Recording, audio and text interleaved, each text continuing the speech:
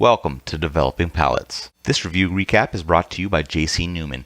Founded in 1895 by Julius Caesar Newman, J.C. Newman Cigar Company is the oldest family-owned premium cigar maker in America.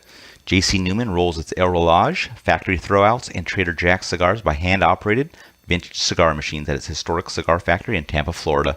It also hand-rolls its Brick House, Perla del Mar, El Baton, and Quorum cigars at the J.C. Newman Pinza Cigar Factory in Esteli, Nicaragua. J.C. Newman's Diamond Crown, Maximus, Julius Caesar, and Black Diamond cigars are handmade at Tabacalera A Fuente in the Dominican Republic.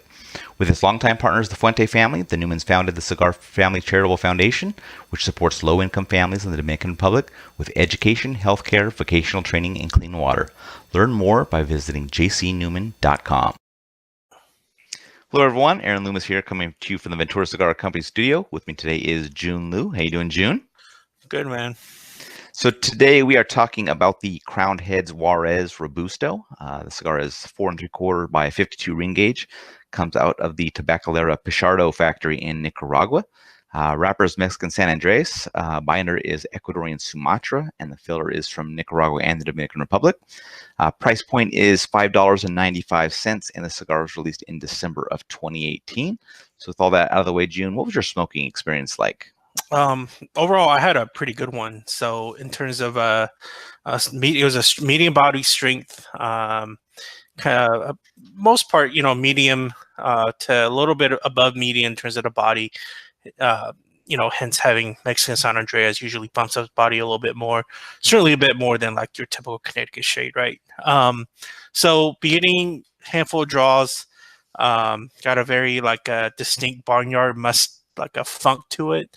Smoking the cigar a little bit more, I got this really nice mix of spicy cedar on the tip of my tongue, but there was also a really good way that it balanced that spicy cedar out with a nice cream sweetness, and that sweetness and that creaminess really amplified when I retrohaled the cigar. And of course, on a typical retrohale is when I actually get bigger doses of spice, just like this one.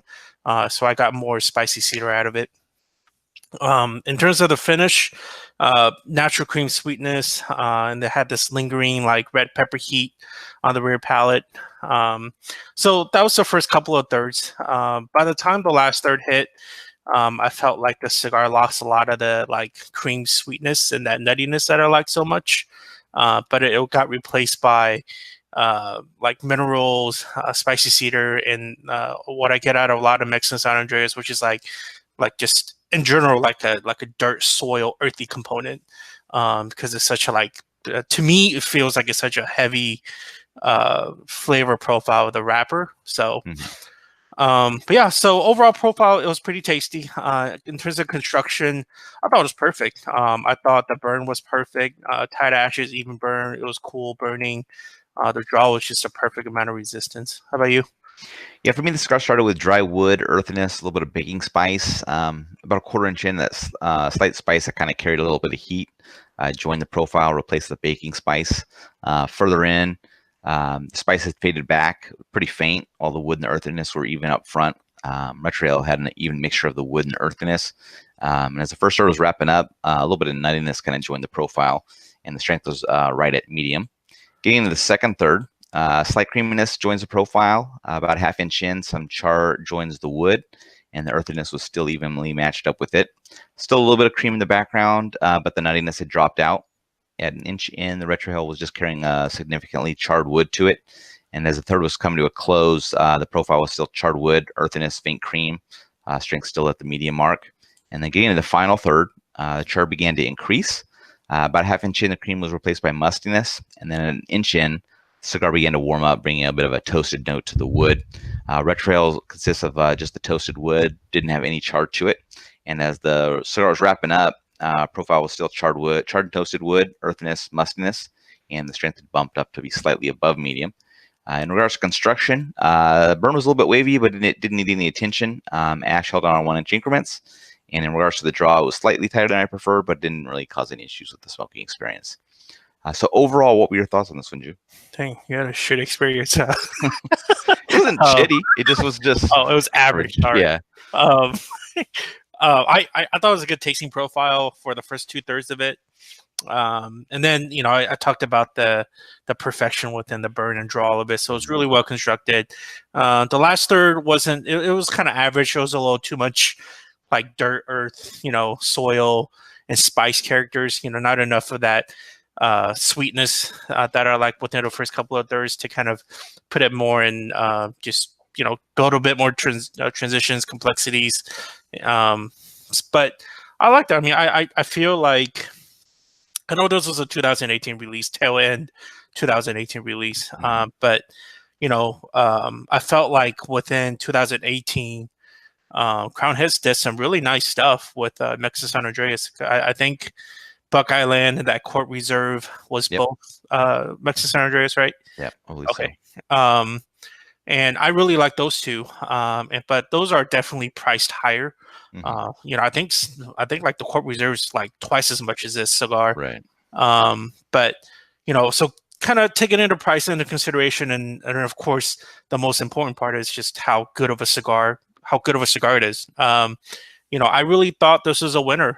This is done right. And for $6, I mean, I really thought it was good. Yeah. Yeah, for me, I just thought the flavor profile was fairly average. Didn't really provide any wow factor to it. You know, the price point is attractive, obviously below $6. And if you're a fan of Mexican San Andres, then I think it's a no-brainer. You have to try it at the price point just to see what it is. I probably wouldn't gravitate to this cigar, but if somebody handed it to me, I'd smoke it. I wouldn't like turn it away or anything like that. It's, you know, it's a good enough cigar, and especially at the price point, it doesn't break the bank or anything like that. So I think it's worthwhile there. So getting into the scores, Jiunn, you were first at 6.82, and then I gave it a 5.50. How do you think that matched up with your experience? Match well. I mean, you know, it's even with a lackluster last third, like $6 of this, like I'll gladly smoke. I mean, you could basically smoke two of these. You could enjoy basically two of these for the same price of the Court Reserve. Right. And enjoy 4 out of the 6 thirds. There you go. Oh. Yeah. Pretty good. Yeah, I mean, mine is the same. Mine matches up perfectly. It's a completely average flavor profile with a really good construction. That's what kind of gets you into that mid-5 mark. So it fits exactly where it is. But you know, you make a good point. You know, if you have a lower budget but you like to smoke a couple cigars a day, these are kind of the cigars typically that you have to look for, is the, you know, kind of that sub $7, sub $6 mark.